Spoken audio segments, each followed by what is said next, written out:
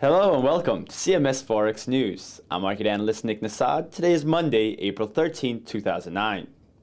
The euro-dollar pair surged today following Friday's light trading.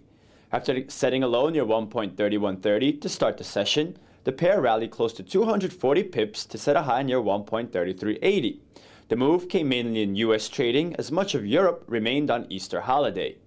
Today's high rose above Thursday's high and pairs the gains the Greenback saw that day. A sense of risk appetite came as China announced that lending in the country rose to a record high in March, and the central bank said it would ensure that there was enough credit to meet the needs of the economy. Also, today's rise comes after the pair tested support from 2 weeks ago near 1.31. The pound-dollar pair also saw a similar sharp run-up today, climbing from 1.4610 to trade near 1.4850, a change of 240 pips. That broke above recent resistance, with the next important level of visual resistance at 1.4950. How these two pairs will fare the rest of the week will depend on risk sentiment. U.S. firms will be publishing earnings reports for the first quarter, which will drive risk appetite. Also this week, the U.S. will unveil data on retail sales, producer and consumer prices, and industrial production, which should impact the outlook for the dollar. The Aussie-US dollar pair rose today as well, adding to the sense of risk appetite in the currency markets. From a low near 0.72, the pair climbed to test the 0.7290 area, a move that brought the pair above its high from the beginning of January and to its highest level since October 7th.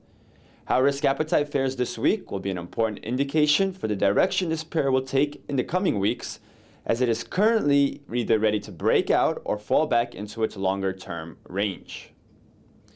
Japan's corporate goods price index fell 2.2% on the year in March, which is the steepest decline in nearly 7 years. The CGPI measures how much companies pay for raw materials and other goods, though it excludes services.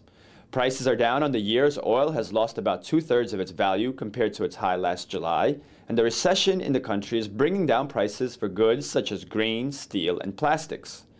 The threat is that the recession will continue to depress prices, which can lead to deflation, a problem the Japanese economy is all too familiar with.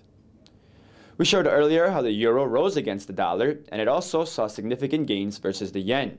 The euro-yen pair rallied about 200 pips from its low, testing the area right below the 134 level. On Friday, the Japanese Prime Minister announced a record 15.4 trillion yen stimulus package, and China is considering additional measures to boost domestic spending. These attempts to bolster growth should help to bring about an end to the global recession and can benefit higher-yielding assets and currencies. The Aussie, for example, hit a 6-month high against the yen today. The dollar-yen pair, however, after climbing to the 100.70 area, fell back down to the 100 level as U.S. stocks opened today in the red. Equities were pressured as traders took profits following Thursday's 240 pip surge in the Dow Jones Index, and they also braced for corporate earnings for the first quarter that come out in the next 2 weeks. Weak reports from the financial sector especially could stall and possibly reverse the recent 5-week rally in U.S. equities. Tonight, New Zealand will release data on retail sales, and Australia posts its NAB Business Confidence Index. Tomorrow, the U.S. will post data on retail sales, producer prices, and business inventories. And that wraps up today's broadcast. Thank you for joining us here at CMSFX.com, and happy trading.